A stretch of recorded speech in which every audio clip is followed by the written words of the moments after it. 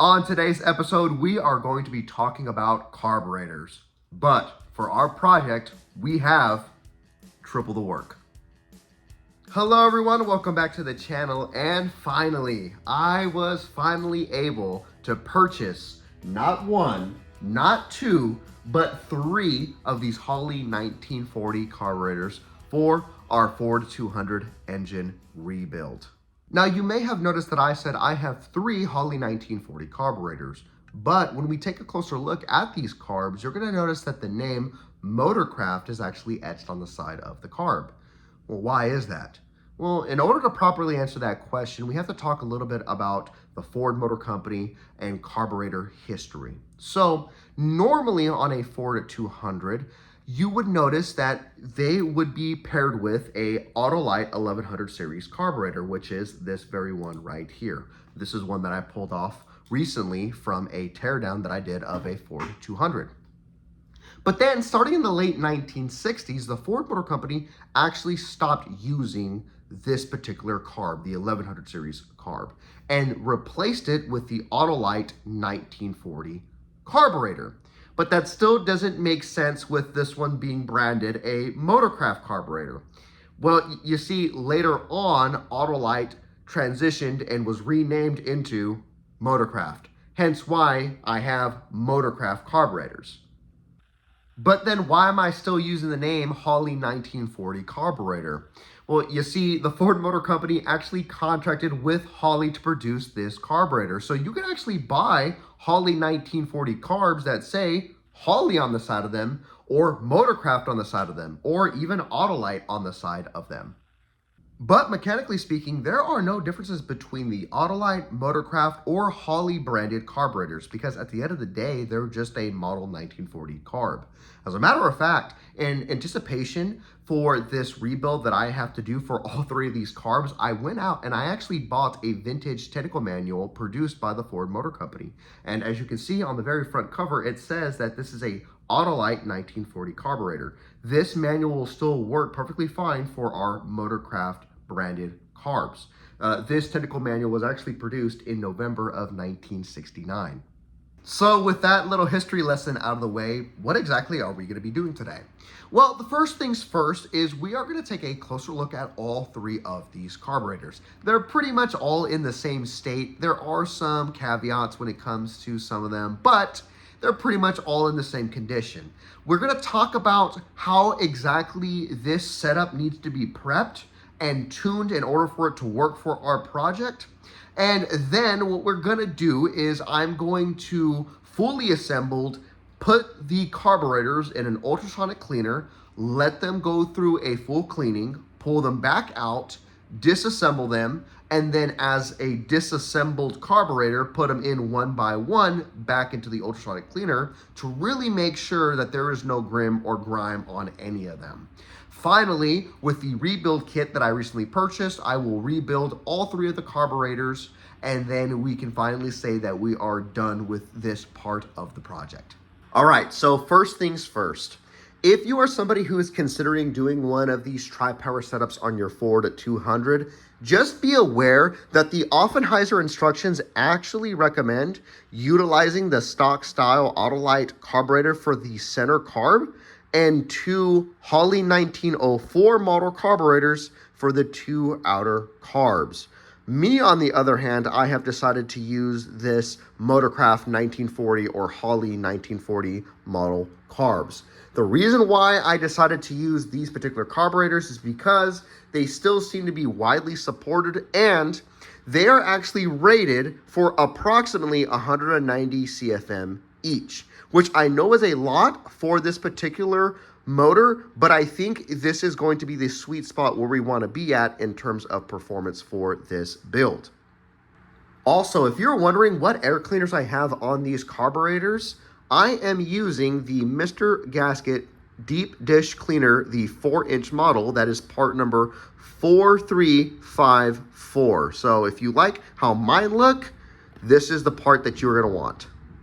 And as you guys can see, I don't have anything bolted down to the cylinder head at all. Everything is just kind of mock built up. So let's go ahead and just remove the air filters and start talking about are carburetors.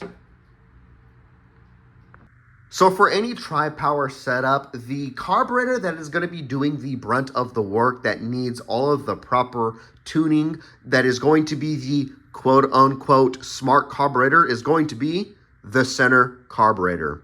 Now you might be wondering, out of the three, why did I pick this one to be the designated center carburetor? And the reason is, well, there's no real reason behind it, right? But doesn't it look kind of cool? Now, you guys can also see that this carburetor here has this plastic bit here on top of the carb. From my understanding, it actually came from the factory like that. The reason why this part was placed here on top of the carb was just to create a better seal between the factory style air cleaner and the carburetor. Now, one thing that I will be doing to this carburetor that I will not be doing to the two outer carburetors is I'm going to upgrade the choke system on it. So this carburetor still has the stock style thermal choke system.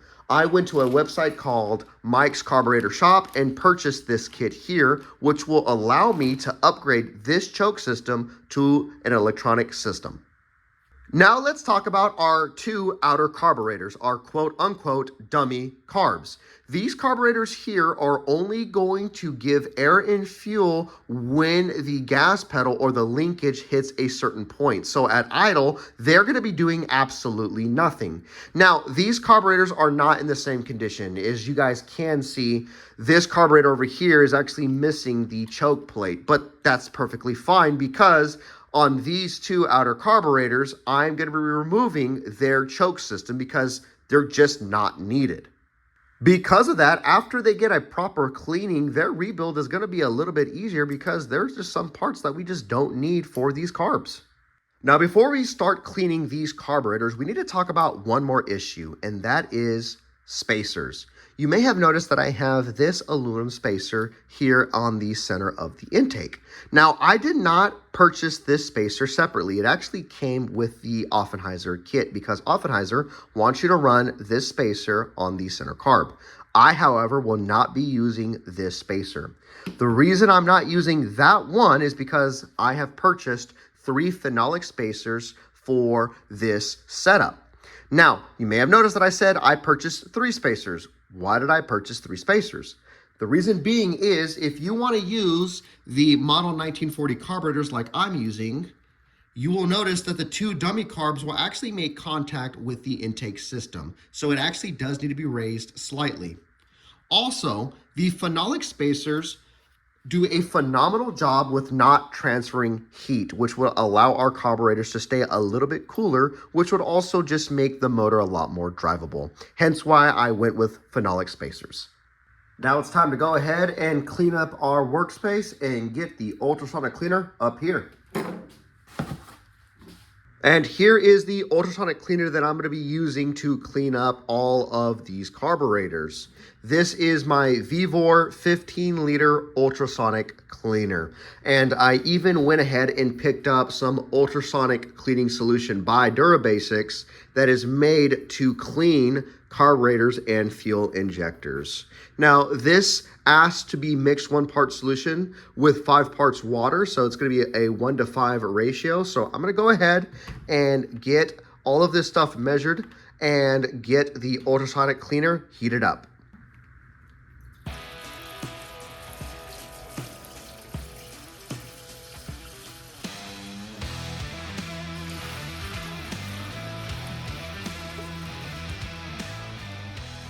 So the ultrasonic cleaner is now filled up. I am now letting the system warm itself up. I want it to be at 60 degrees Celsius. This machine is only in Celsius. We're currently at 44. So let's wait, give or take approximately 15 minutes, and we should be at operating temperature. And while we wait, we have our first Teddy jump cut.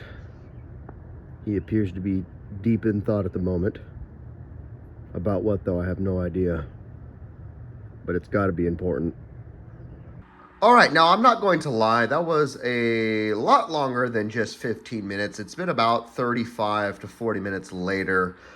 This unit has taken a lot longer to warm up than what I was expecting. Now, you may also see that I'm only at 59 degrees Celsius. It has been jumping in between 59 and 60 degrees Celsius for about the last 3 minutes. So I'm just going to go ahead and dunk the carburetors in the ultrasonic cleaner now because, yep, it's back to 60 and back to 59. So this is probably the best that it's going to get right here, right now. So let's go ahead and start cleaning.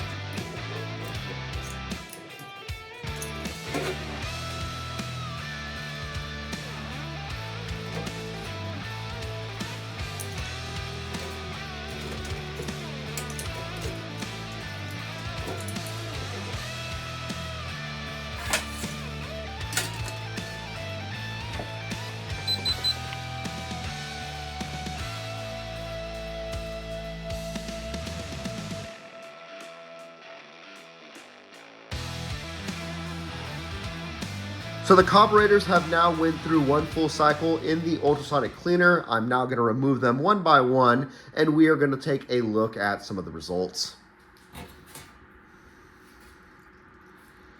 Ugh, the forbidden soup.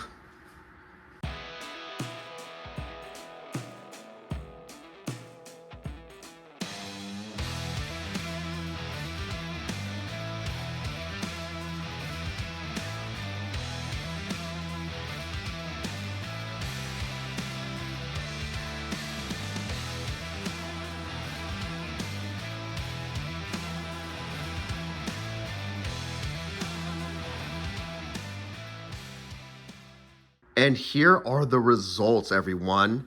I'm going to quickly post a before photo.